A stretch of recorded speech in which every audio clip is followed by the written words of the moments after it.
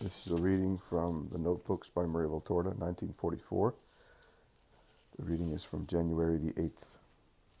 Jesus says, "Among the many things which the world denies, puffed up with pride and incredulity as it is now, is the power and presence of the devil.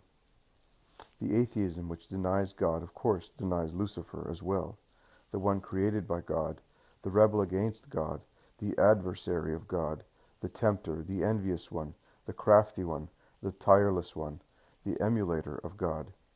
I have already told you," footnote, see the entries for June 19th and August 22nd, 1943 in the Notebooks, 1943.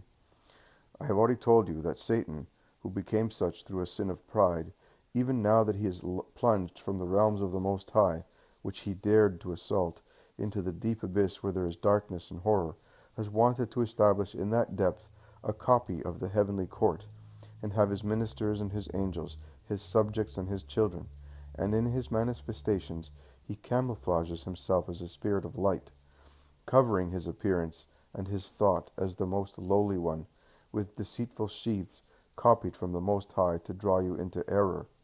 But those who really live with their spirits vivified by grace hear the false sound and see beyond the appearance, and by spiritual intuition recognize the seducer behind the phantom showing itself. This evidently occurs for those whom the three virtues protect with a holy defense, and whom grace vivifies. The others, and not just the atheists who deny, but the lukewarm who slumber, the indifferent who do not observe, the thoughtless who do not reflect, and the imprudent who go forward like madmen, cannot see Satan beyond the innocuous appearance or the hypocritical appearance, and they become his bait. Do not deny the existence of Satan, children who perish from always denying everything. He is not a fantasy of silly women or a medieval superstition. He is a true reality. Satan exists, and he is tireless in acting. Above, God is tireless in good. Below, Satan is tireless in evil. The words of the psalm are not a pretty, pious phrase, and the apostles' words, Psalm 109 and 1 Peter chapter 5, verse 8, and the apostles' words are not the fine phrasing of an orator. Satan roams about you like a roaring lion, and acts in darkness to carry you to himself.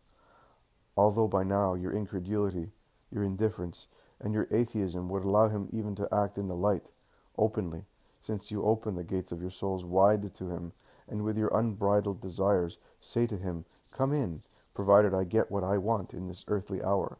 I'll make you the Lord of myself." If it weren't that way, you could not arrive at that manner of life which you have reached, and which causes God and his saints, servants, and children horror.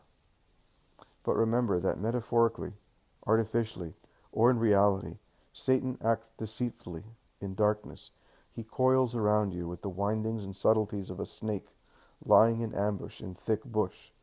Although he sees you already so torn away from God, he still does not dare to present himself face to face and say, "It's me, follow me," for he knows you are cowards in evil as in good.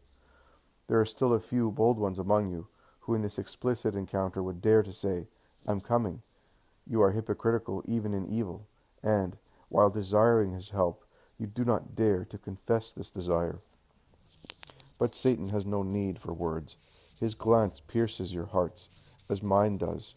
I see your lust for Satanism. He sees the same thing, and acts. After having tried to destroy the Christ by tempting him, footnote, Matthew chapter 4, verses 1 through 11, Mark chapter 1, verses 12 to 13, and Luke chapter 4, verses 1 through 13.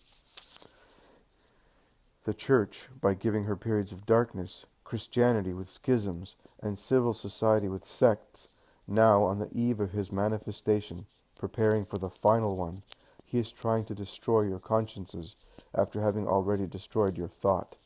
That's right, destroyed. Destroyed not as the capacity for thinking as men, but as children of God. Rationalism and science, separated from God, have destroyed your thought as gods, and you now think as mud can think, on an earthly level. You do not see God impressed with his seal on the things your eyes see. To you they are stars, mountains, stones, waters, herbs, and animals. To the believers they are works of God, and with no need for anything else, they immerse themselves in contemplation and praise of the Creator in the face of the numberless signs of His power, which surround you and beautify your existence and are useful for your lives. Satan is now assailing consciences. He is offering the fruit of yore. Genesis chapter 3, verses 1 through 5. Pleasure, a greed for knowledge, pride, and the sacrilegious hope of managing to be gods, gnawing at the flesh and at science.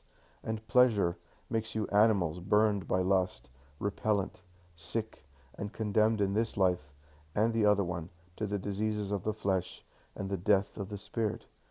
And the greed for knowledge places you in the hands of the deceiver, for out of illicit thirst to know that which concerns the mysteries of God, in attempting to impose your will to know upon God, you enable Satan to seduce you with his errors.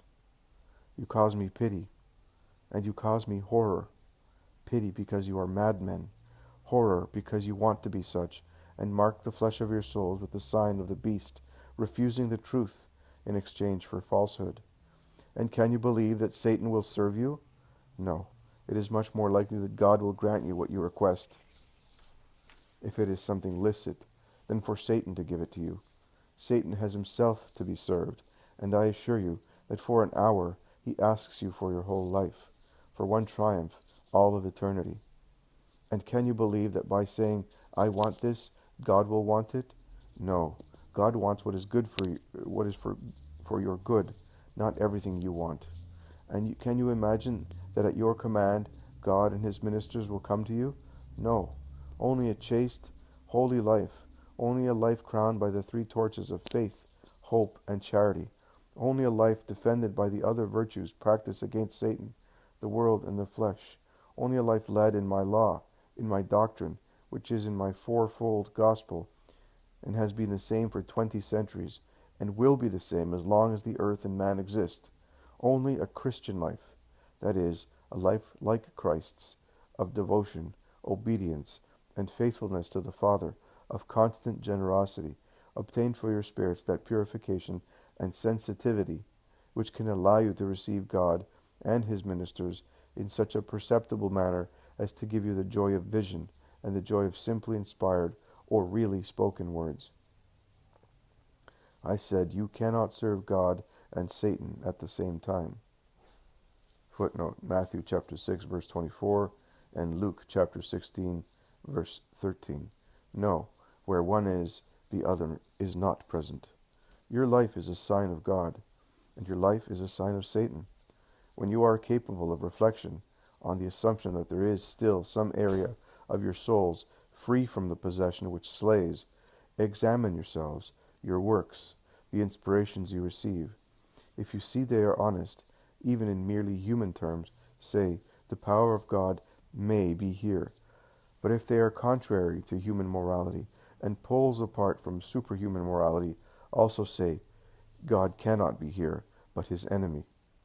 And you, already perverted to the point of having embraced the accursed religion, which I call Satanism, that parody of religion, which is sacrilege and a crime, remember that I don't need darkness, solitude, and magnetism to come.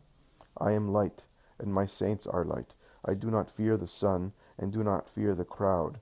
I can snatch out of the midst of a crowd, and appear as the sun in the sun.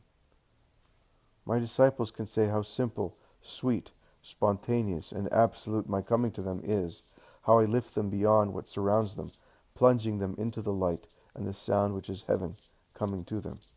They can say how after every contact they feel their matter lose weight and take on spirituality, how after every fusion the flesh dies a little more, and I live more and more intensely in them.